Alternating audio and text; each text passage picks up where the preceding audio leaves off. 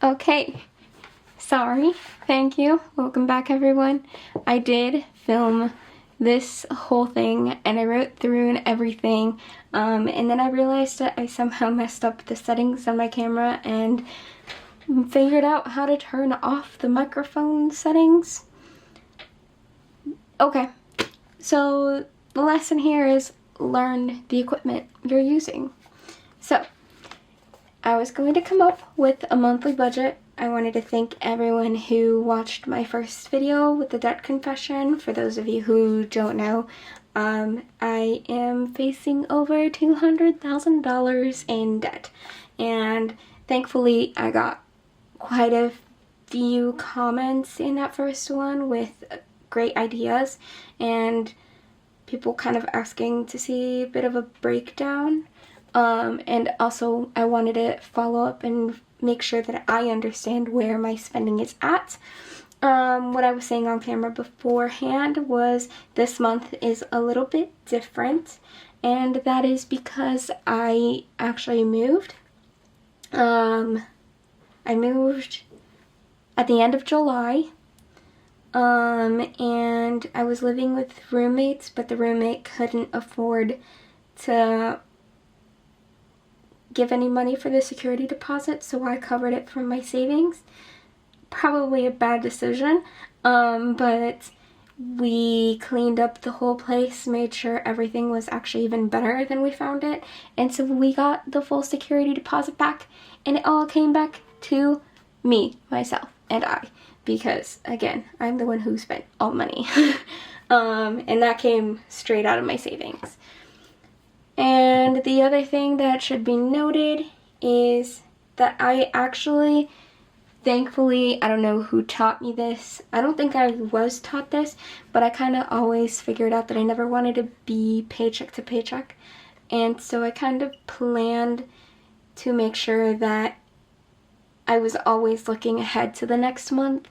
So I've kind of, for as long as I remember, I've always been, especially with working part-time, I've always decided whatever I make this month, I will count it for next month, because then I can account for either I didn't get enough shifts or I got sick and I wasn't offered paid sick leave. But now I work full-time, and thankfully this method, I think, should still stand for me. So my first paycheck, they're kind of divided awkwardly, and I think it's because of the taxes. I do live in a high cost of living area, so my first paycheck this month was $1,440.80. Again, I wrote this out all before I realized that I figured out how to turn off microphone. And paycheck 2 was $1,440.79. Now here is where I was saying it's weird because I got the full deposit back, but it came out of my savings, so I don't know how exactly, should I put it back in the savings or should I put it all to debt? We'll see. So the rent deposit was actually $3,250. Yes, that's pretty expensive, but it was a pretty big apartment in a nice area, and again, I had roommates. Thankfully, this is the full deposit we got back, and it's all mine. So that was my income, which totaled out to, when we accounted for it before the I found out my screw up, was $6,131.59. Again, this is not typical. This is just because of the extra $3,000. So do not count that towards how much I can pay every month. My rent, again, high cost of living area, is typically around $1,650. At least that's my portion of the rent, and this does account for the utilities. And thankfully, the apartment that we're in, high cost of living area, but we have a washer and dryer at home, so yes, that does add some expenses, but at the same time, It's actually cheaper than where I was living beforehand with the $32.50. We did not have a washer and dryer, and I was spending quite a bit of money going to a coin-operated laundry.